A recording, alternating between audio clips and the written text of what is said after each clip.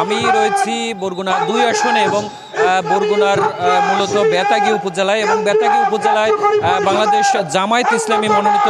যিনি প্রার্থী রয়েছেন ডাক্তার সুলতান আহমেদ, তার একটি জনসভায় আমি এখানে রয়েছি। এটি মূলত তালতলি, মূলত বরগুনার যে পাথরঘাটা, বামনা এবং বেতাগী এই ৩টি উপজেলা নিয়ে মূলত বরগুনার ২ আসন এবং এই ২ আসনে মূলত এইখানের যারা ভোটাররা রয়েছে তাদের সঙ্গে আমার কথা হয়েছে। তারা বলছেন যে মূলত এইখানে জামায়াত মনোনীত যিনি প্রার্থী রয়েছে ডাক্তার সুলতান আহমেদ এবং বিএনপি মনোনীত যিনি প্রার্থী রয়েছে নজরুল ইসলাম মনি, এই দুইজন প্রার্থীর মধ্যে মূলত বেশি হাড্ডাহাড্ডি লড়াই হবে বলে এখানকার যারা ভোটাররা রয়েছে তারা আমাকে বলেছেন। এবং এইখানে আমি দুপুরের পর থেকেই দেখেছি যে এখানে বিভিন্ন এলাকা এবং বিভিন্ন পাড়া মহল্লা থেকে এই যে জামায়াতের যে অঙ্গ সংগঠন রয়েছে সেই অঙ্গ সংগঠন এবং জামায়াতের যারা নেতাকর্মীরা রয়েছে তারা ছোট বড় অনেক মিছিল নিয়ে এই সভাস্থলে এসেছে এবং এখানে মূলত এখন পর্যন্ত যিনি প্রার্থী রয়েছেন ডাক্তার সুলতান আহমেদ তিনি এখনও পৌঁছায়নি এবং কিছুক্ষণের মধ্যেই তিনি এখানে পৌঁছাবেন এবং এই অঞ্চলের মানুষের যে দুঃখ দুর্দশা রয়েছে সেই সব বিষয়ে তিনি নানা প্রতিশ্রুতি দিবেন এবং এই অঞ্চলে কিন্তু যোগাযোগ ব্যবস্থা, এখানে চিকিৎসা থেকে শুরু করে নানা সমস্যায় জর্জরিত এই অঞ্চলের মানুষ এবং এই অঞ্চলের মানুষের জন্য তিনি বিজয়ী হলে কাজ করবেন এমনটাই এর আগে যেসব সমাবেশ কিংবা পথসভা করেছেন তিনি সেই সব পথসভা থেকেও তিনি ভোটারদের কাছে প্রতিশ্রুতি দিয়েছেন। এবং মূলত আপনাকে জানিয়ে রাখি বরগুনায় মূলত 2টি আসন রয়েছে। বরগুনা 1 মূলত বরগুনা সদর, আমতলী এবং তালতলী এই 3টি উপজেলা নিয়ে বরগুনা 1 আসন এবং বরগুনা 2 আসন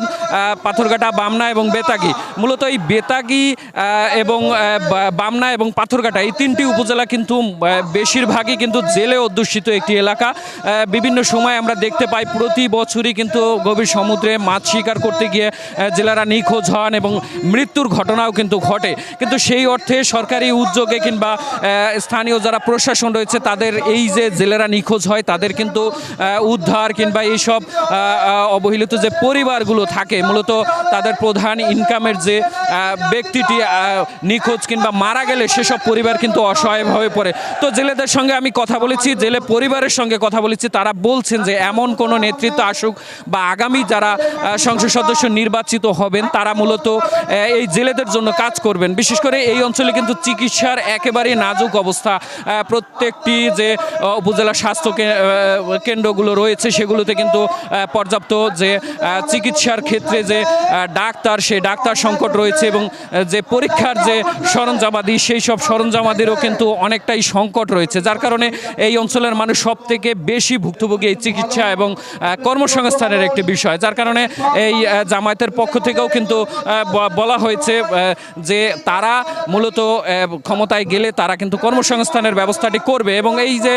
যিনি এই বাংলাদেশ জামায়াত ইসলামী মনোনীত প্রার্থী ডাক্তার সুলতান আহমেদ তিনিও এর আগে বেশ কয়েকটি সভা সমাবেশেও তিনি বলেছেন যে এই অঞ্চলের অবহেলিত মানুষের জন্য তিনি কাজ করবেন।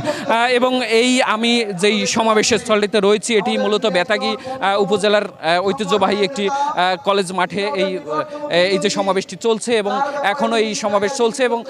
আমরা দেখব যে এখানে প্রার্থী আসার পরে এই অঞ্চলের মানুষের নানা প্রতিশ্রুতি তিনি দিবেন। তো এই ছিল আমার কাছে বরগুনার বেতাগী থেকে জামায়াত মনোনীত যিনি প্রার্থী রয়েছে ডক্টর সুলতান আহমেদ তার জনসভা থেকে সবশেষ।